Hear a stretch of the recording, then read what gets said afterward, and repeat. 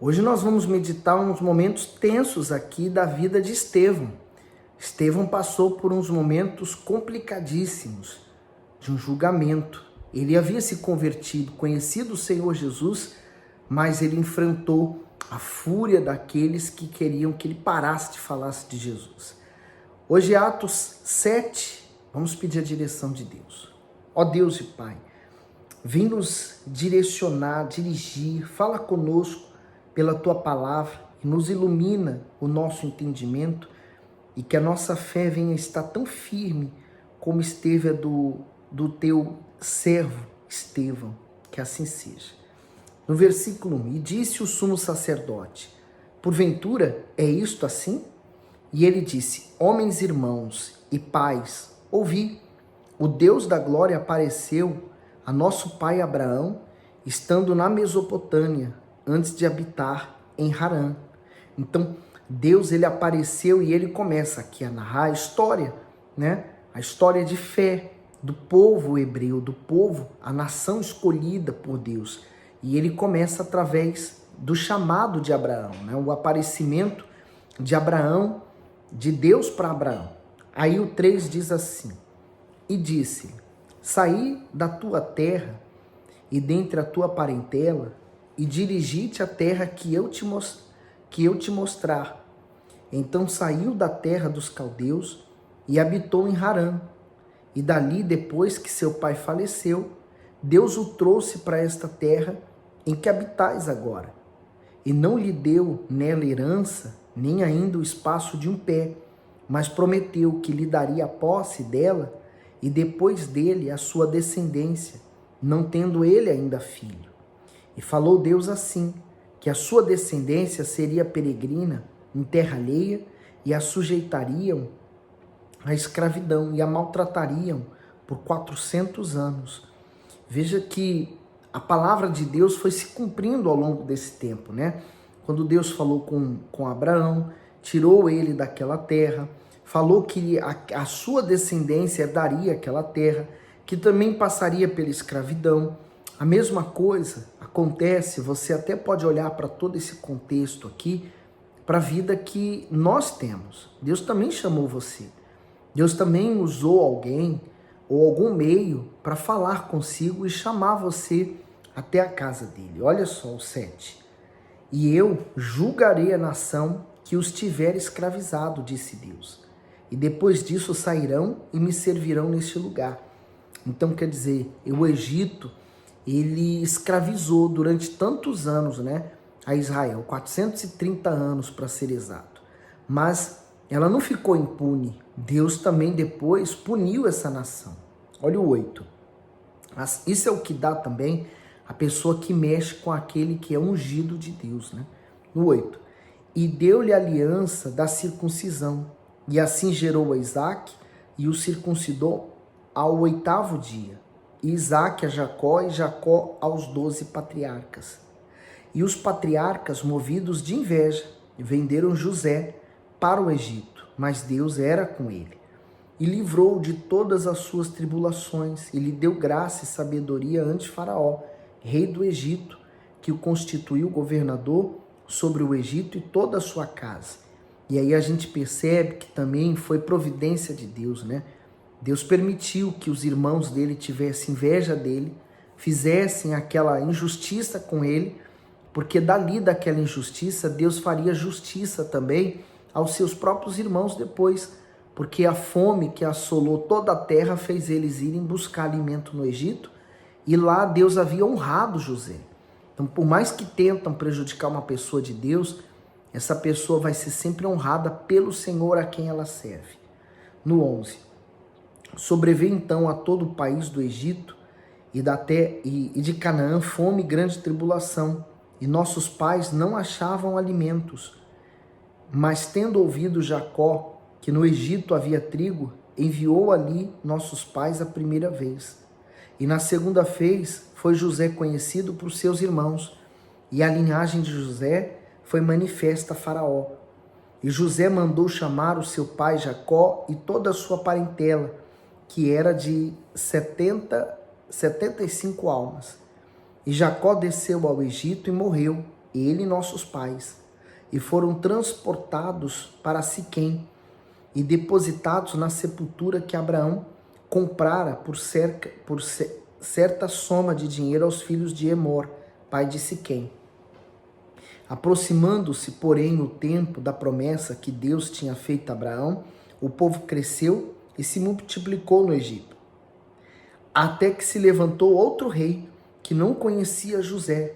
Esse, usando de astúcia contra nossa linhagem, maltratou nossos pais a ponto de os fazer ejeitar as suas crianças para que não se multiplicassem. Nesse tempo nasceu Moisés e era muito formoso e foi criado 3 meses em casa de seu pai. Que fé, né? Enquanto as outras crianças estavam morrendo, a Joquebede, que era mãe de Moisés, conseguiu esconder ele por três meses ainda. No 21, e sendo ejeitado, tomou a filha de Faraó e o criou como seu filho. E Moisés foi instruído em toda a ciência dos egípcios e era poderoso em suas palavras e obras. Quer dizer, Deus permitiu também que tudo aquilo acontecesse porque ele tinha um propósito para com Moisés. E aí eu peço que você reflita, e você? Deus também não tem um propósito na sua vida? No 23. E quando completou a idade de 40 anos, veio-lhe ao coração ir visitar seus irmãos, os filhos de Israel. E vendo maltratado um deles, o defendeu e vingou o ofendido, matando o egípcio. E ele cuidava que os seus irmãos entenderiam que Deus lhe havia de dar a liberdade pela sua mão, mas eles não entenderam. E no dia seguinte, planejando eles, foi por eles visto e quis levá-los à paz, dizendo: homens, sois irmãos, por que vos agravais um ao outro? E o que ofendia o seu próximo repeliu, dizendo: quem te constituiu príncipe e juiz sobre nós? Queres tu matar-me como ontem mataste o egípcio? E a esta palavra fugiu Moisés e esteve como estrangeiro na terra de Midian, onde gerou 2 filhos. E completados 40 anos, apareceu-lhe o anjo do Senhor no deserto, no monte Sinai, numa chama de fogo no meio de uma sarça. Então Moisés, quando viu isto, se maravilhou da visão, e aproximando-se para observar, foi-lhe dirigida a voz do Senhor, dizendo: eu sou o Deus de teus pais, o Deus de Abraão, e o Deus de Isaque, e o Deus de Jacó. E Moisés, todo trêmulo, não ousava olhar. Deus, ele associou o nome dele com homens falhos, né? Abraão, Isaque, Jacó, porque ele escolhe aqueles a quem ele quer usar. Aqui ele está mostrando que escolheu Moisés. Hoje, ele está escolhendo cada um que se põe à sua disposição para o servir. No 33, e disse-lhe o Senhor: tira a sandália dos teus pés, porque o lugar em que estás é terra santa. Tenho visto atentamente a aflição do meu povo que está no Egito, e ouvi os seus gemidos, e desci a livrá-los. Agora, pois, vem e enviar-te-ei ao Egito. A este Moisés, ao qual haviam negado, dizendo: quem te constituiu príncipe e juiz? A este enviou Deus, como príncipe libertador, pela mão do anjo que lhe aparecera na sarça. Sabe, naquele tempo, naquela primeira vez, Moisés não estava preparado para ser o príncipe e o libertador. Ele teve que passar pelo deserto, pelas lutas, pela dificuldade, para que ele pudesse ser quem ele se tornou. No 36, foi este que os conduziu para fora, fazendo prodígios e sinais na terra do Egito e no Mar Vermelho e no deserto por 40 anos. Este é aquele Moisés que disse aos filhos de Israel: o Senhor vosso Deus vos levantará dentre vossos irmãos um profeta como eu, a ele ouvireis. Então, Moisés já anunciava a vinda do Messias, o Senhor Jesus. Este, no 38, é o que esteve entre a congregação no deserto, com o anjo que lhe falava no monte Sinai, e com nossos pais, o qual recebeu as palavras de vida para nolas dar, ao qual nossos pais não quiseram obedecer, antes o rejeitaram em seu coração, e se tornaram ao Egito. Esse versículo é muito forte. Ao qual nossos pais não quiseram obedecer, antes o rejeitaram em seu coração, se tornaram ao Egito, dizendo a Arão: faze-nos deuses que vão adiante de nós, porque a esse Moisés nos tirou da terra do Egito, não sabemos o que lhe aconteceu. Quer dizer, Moisés ele demorou no monte para descer, então o povo ficou em alvoroço, não sabia o que estava acontecendo, se Moisés tinha morrido, mas eles tinham saído do Egito, da escravidão, tinham abandonado os deuses, mas só de aparências, porque lá no íntimo deles eles continuavam sendo quem eles eram. Olha o comentário do Bispo Macedo. Em seu coração se tornaram ao Egito. A demora da descida de Moisés do Monte Sinai havia sido suficiente para fazer os filhos de Israel desejarem retornar ao Egito. Assim também acontece com aqueles que ainda não nasceram de Deus. Por acreditarem que Ele está demorando em responder suas orações, reclamam, resmungam e se deixam dominar por pensamentos contrários à fé, mesmo presentes na igreja. Estão frios espiritualmente, desanimados e no seu íntimo intentam voltar às antigas práticas pecaminosas. É tão grave isso e é tão profunda essa passagem aqui, porque eles não voltaram, fisicamente não voltaram para o Egito, mas o coração deles voltaram. E aí continuando no 41. E naqueles dias fizeram bezerro e ofereceram sacrifício aos ídolos e se alegraram nas obras das suas mãos.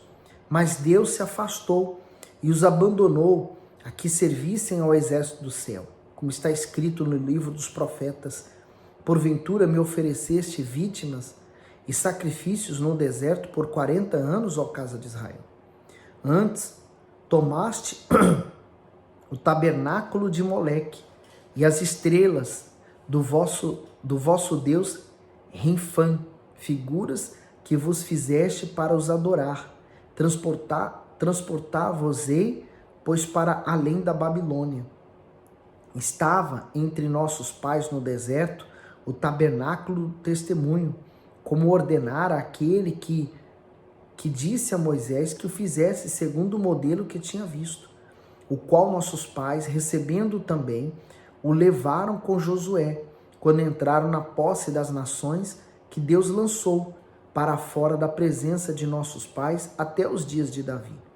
E achou graça diante de Deus e pediu que pudesse achar tabernáculo para Deus, o Deus de Jacó. E Salomão lhe edificou a casa. Mas o Altíssimo não habita em templos feitos por mãos de homens, como diz o profeta. O céu é o meu trono, e a terra o estrado dos meus pés. Que casa me edificareis, diz o Senhor? Ou qual é o lugar do meu repouso? Porventura, não fez as minhas mãos todas essas coisas? Então quer dizer, Deus é tão grande que Ele não pode habitar em construções feitas por mãos humanas. É muito pequeno. Por maior que seja uma construção, ela não remete à glória de Deus, né? Mas Deus quer habitar dentro da gente. Ele quer habitar dentro do ser humano. Então, Ele faz do corpo do ser humano um templo para que ele seja habitado. Mas Ele diz aqui: o céu é o meu trono e a terra o estrado dos meus pés. Que casa me edificareis? Porque Deus, por exemplo, há o templo, a igreja, mas Deus só está ali, o Espírito Santo só está ali quando um servo dele está presente. Quando ele sai, já não está mais. Aí diz o 51, homens de dura cerviz, incircuncisos de coração e ouvido, vós sempre resisti ao Espírito Santo, assim vós sois como vossos pais. Agora ele está falando com aquelas pessoas que estavam ali julgando a ele.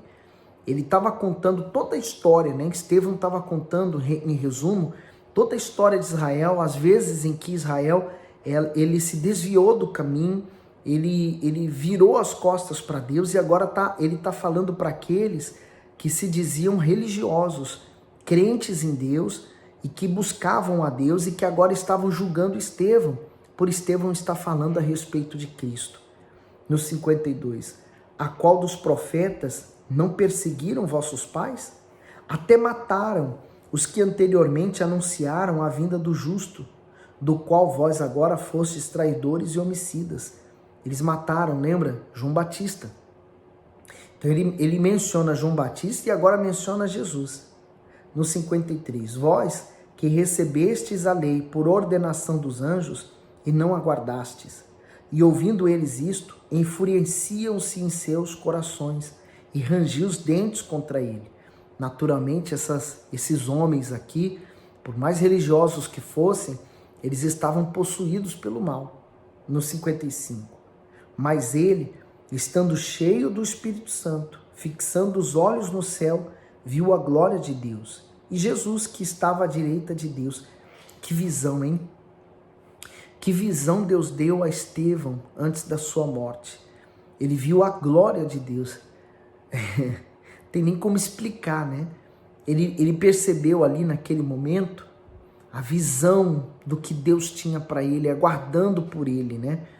Olha o que o Bispo Macedo diz. Fixando os olhos no céu, Estevão sabia que estava cercado por pessoas com muito ódio e desejo de matá-lo. Porém, os seus olhos não estavam nos homens, que ansiavam lhe fazer mal, mas no céu, onde estava o seu Salvador e a sua justiça. É para o céu que devemos olhar nas horas de perigo e de aflição, pois é de lá que vem a nossa salvação e o nosso socorro. Ele olhava para o céu, mas o diabo, com certeza, né, essa fúria, tudo que estava acontecendo à sua volta, era o diabo fazendo as últimas tentativas, jogando as últimas cartas para que Estevão viesse sujar o seu coração, pecar, e ele não recebesse a salvação. Olha só o 56 agora. E disse: eis que vejo os céus abertos e o Filho do Homem que está em pé, à mão direita de Deus. Olha a visão que ele teve do Senhor Jesus glorificado. Né? O próprio Senhor Jesus veio buscá-lo. Você certamente já deve ter visto, por exemplo, alguns demônios falando, né, que quando a alma descola do corpo, então se aquela alma não estava em Jesus, vem os demônios buscá-la. Mas se aquela pessoa morreu em Jesus Cristo, então ela morreu salva. Há pessoas que os anjos vêm buscar e levam ela para a glória de Deus. Aqui no caso de Estevão, o próprio Senhor Jesus veio buscá-lo. Aí diz o 57, mas eles gritavam com grande voz, taparam os seus ouvidos e arremeteram unânimes contra ele, e expulsando-o da cidade o apedrejavam, e as testemunhas depuseram as suas capas aos pés de um jovem chamado Saulo. Olha quem é, olha quem estava presente no apedrejamento de Estevão, aquele que vai se tornar o grande apóstolo Paulo. Então as testemunhas depuseram as suas capas aos pés de um jovem chamado Saulo e apedrejaram a Estevão, que em invocação dizia: Senhor Jesus, recebe o meu espírito. E pondo-se de joelho, clamou com grande voz: Senhor, não lhes impute esse pecado. E tendo dito isto, adormeceu. Ele não morreu não, ele adormeceu. Aqueles que estão salvos, aquele que está salvo não morre. Ele vai viver eternamente com seu Senhor e Criador. O Bispo Macedo diz assim: apedrejaram a Estevão. Todos os dias inúmeras pessoas morrem em todo o mundo e muitas nem sequer têm tempo de pedir perdão a Deus por seus pecados. Estevão, porém, teve tempo de entregar o seu espírito ao Altíssimo e ainda orou por aqueles que o apedrejavam. A sua atitude foi igual à do Senhor Jesus na cruz. Desse modo, partiu com o coração limpo e livre de qualquer sentimento de amargura, ódio ou revolta.